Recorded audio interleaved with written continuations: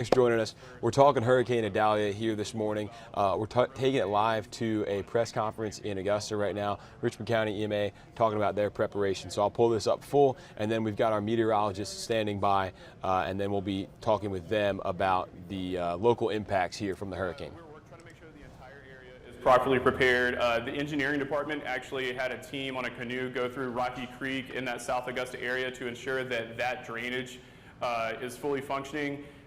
It is entirely clear right now. I believe they actually encountered a couple of beaver dams and relocated those beavers safely and reshaped their homes for them. So now Rocky Creek is flowing beautifully. All of their retention ponds are actually in a position to receive a good bit of water over the next 24 hours. You talk about those preparations for South Augusta. I believe on the phone we mentioned draining the canal, possibly road closures. Mm-hmm. Is there anything you can specify more into that? And maybe if there's sandbags, I don't know if there's like that kind of level of preparation. Oh, so thank you for bringing that up. Augusta Utilities was incredible just with engineering on being very proactive for the city, and they coordinated to actually lower the canal by 4 feet in accordance with their own regulations on an assessed average rainfall of about 5 inches. That was completed early this morning. They were trying to have it done by 10 o'clock, and they were actually done a little bit before 9 and sent us that update. So the canal has been lowered so they can receive any additional water.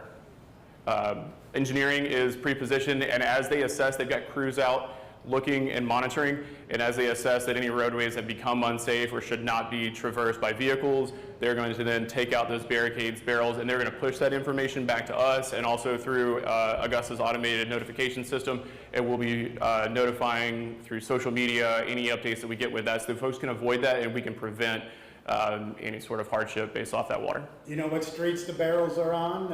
Where these barricades and barrels are being pre-positioned? I don't have that information for you, but I can reach out to traffic engineering and we can get that one back to you.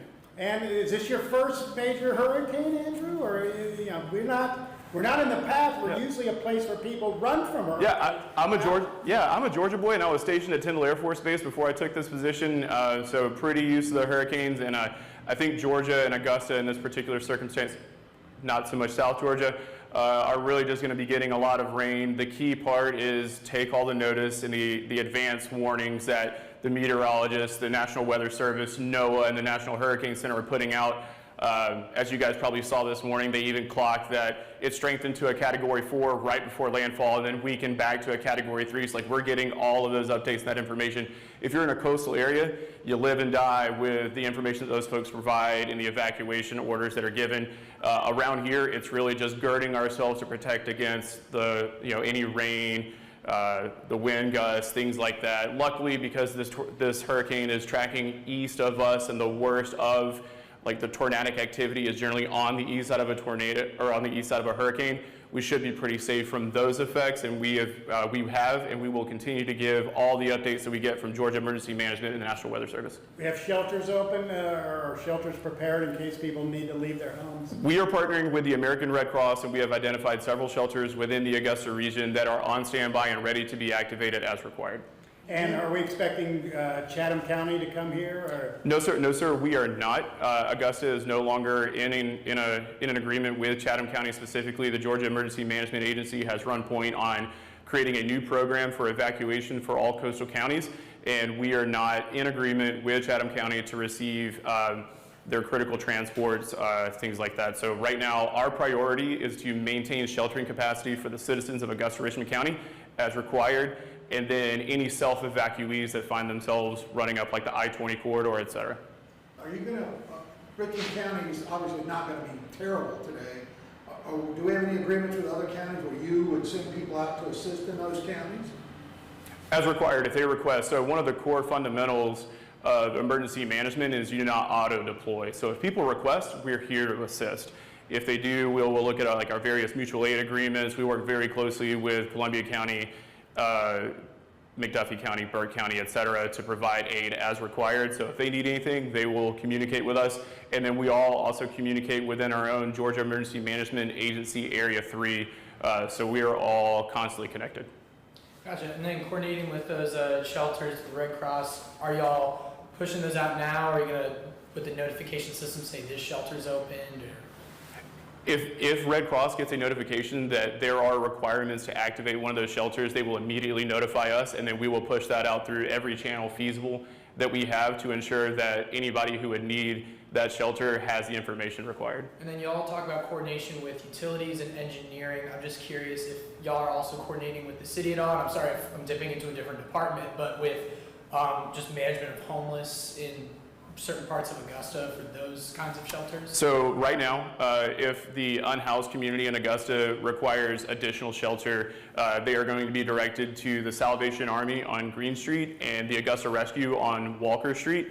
Additionally, if any other citizens in the city find themselves needing to either, maybe not go to a shelter proper, but just get to drier land, Augusta Transit, and we can get you the number that they want citizens to call, is offering free transit just to move from a flooding area to a non-flooded area or to wherever it is you need to get to. How much flooding are we expecting? Are you expecting widespread and extensive flooding? No, sir. We will identify and try again as like working with engineering, utilities as we get data or even as citizens report it in, but the potential is there for aerial flooding and then flash flooding. So just be mindful of bodies of water, roadways, etc. And again, as you're driving along, if you can't see the asphalt or the concrete through the water, turn around, don't drown. It only takes a few inches of water to move an entire vehicle, and that can make for a very bad day. Past that, anything else we should know? Just, again, stay plugged in with your own meteorologists. The citizens out there, please follow along with whatever you're seeing with local news, the Weather Channel, National Weather Service. We will continue through our social media to push out whatever updates and information we have.